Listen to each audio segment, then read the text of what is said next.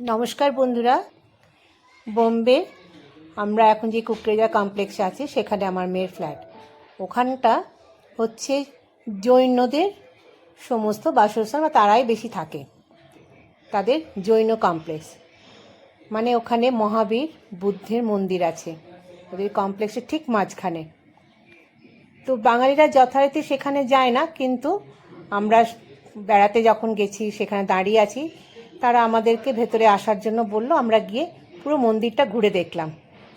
কি সুন্দর আরতি হচ্ছে, বুদ্ধের মূর্তিগুলো রয়েছে, মহাবীরের, খুব সুন্দর, যেটা আমাদের আগে এইভাবে দেখা ছিল না। কি সুন্দর দেখুন।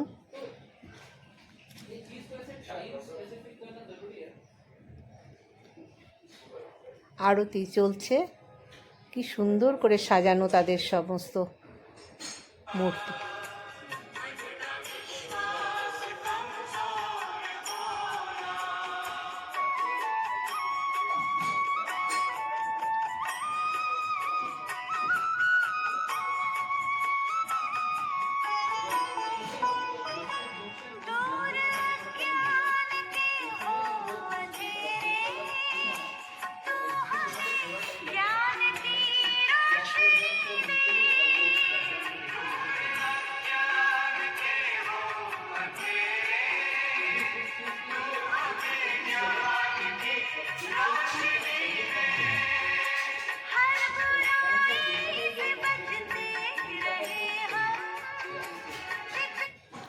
আরতি ওখানে সবাই নিজেরা এইভাবে ধরে ধরেই করে।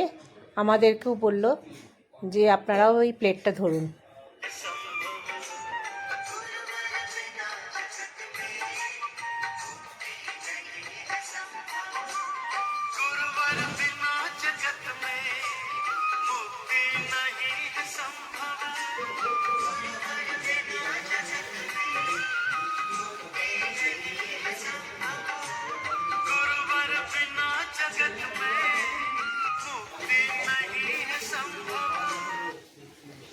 আরতি চলতে চলতে পুরো মন্দিরটা এইভাবে আমরা ঘুরে ঘুরে দেখতে থাকলাম।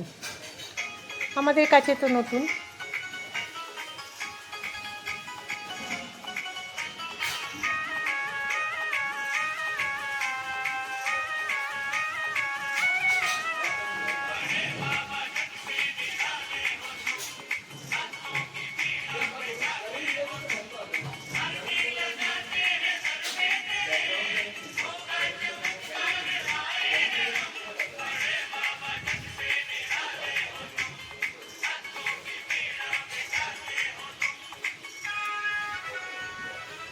কি সুন্দর, খুব ভালো লাগলো, একটা নতুন অভিজ্ঞতা।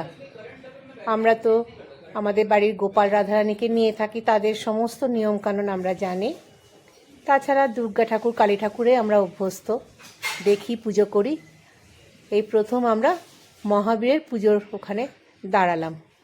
খুব ভালো লাগলো, খুব সুন্দর মন্দির। মহাবীরের নিয়ম ওখানে কিন্তু কোনো গোলমাল নয়, খুব শান্ত পরিবেশ। খুব সুন্দরভাবে আমরা আরতি করলাম মহাবীরের মন্দিরে।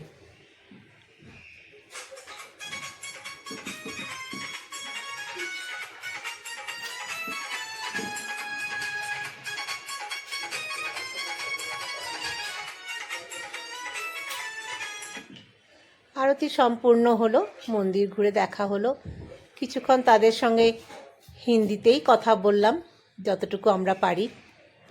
তারপরে ধীরে ধীরে মন্দির থেকে আমরা বেরিয়ে আসছি।